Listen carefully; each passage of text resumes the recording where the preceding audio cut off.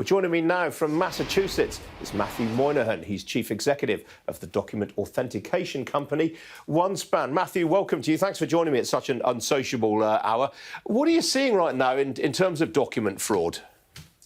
It's quite scary. I take a little bit of the opposite perspective than the previous guest. Certainly, the power of AI is undeniable on the creativity standpoint. But as he mentioned, it has democratized and brought to the masses an ability to create deep fakes and really challenge the legitimacy and authenticity of things on the internet. And I think we all know that the foundation of modern business really is the fact that two parties are engaging with each other and having a legally binding contract that stands up in a court of law or before a regulatory body. And so for as good as AI is on the creativity part, it is unleashing to the masses a capability to really attack the authenticity and legitimacy of business transactions. And so I think this is a game changer in the other direction. And businesses are going to have to think about this as being the next generation of cybersecurity, which is not confidentiality and availability. We've almost solved those things. How do you prove the legitimacy of the transactions with you and your customers, employees, or partners?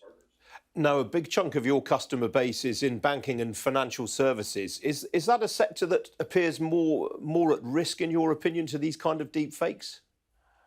It's really anything. When we think about the customer behavior, I think we've all become accustomed to clicking on things in this one-click checkout or clicking through a end-user license agreement with Amazon or Google or Facebook. That type of behavior crosses all parts of the consumer population. In the past, those of us who are more sophisticated, technically sophisticated, it's a little bit harder to trick us. But with AI and deep fakes, it's almost easy to trick anybody, right? So I think the consequences for banking, financial services, insurance, potentially are more significant given the high value nature of those transactions. I think it applies to any industry that's engaging digitally in any type of product. And people really need to think about now the type of transaction that's taking place, the value of that transaction, and appropriately map the security requirements around that journey. The motivation of some of the people you're coming up against may also differ, I guess. I mean, traditionally, with a lot of cybersecurity, it's all about raising money and trying to sort of commit financial crimes. With deepfakes and AI-inspired cybersecurity breaches, quite often it's just sheer malevolence, isn't it? Attempting to destroy a company's reputation.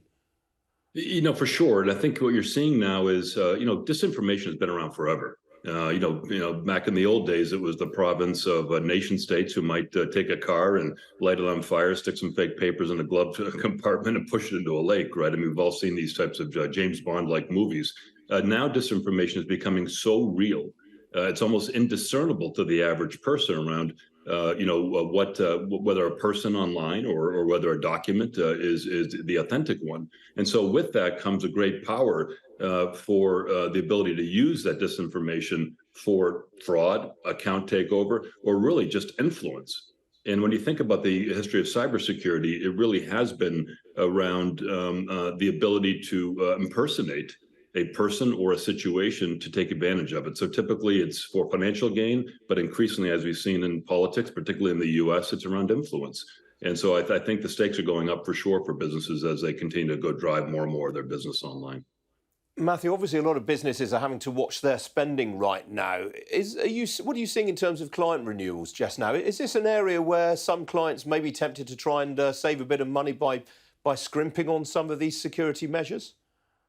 I think it's everybody is tightening their belts around the world for sure. And I think what you've seen is in particular cases, top 10 projects be whittled down to top 7 or top 5, based on the economic environment. So that's certainly happening across both security and the e-signature side of things. That said, the online environment is incredibly robust, and we haven't seen the type of pullback in security given the financial implications of dialing back security. So, again, I think the online banking industry, we're fortunate to have a significant portion of our install base there, and we'll continue to monitor it very carefully. Certainly, the banking crisis that took place in the U.S. and then rippled through other international markets is something we have to watch very carefully.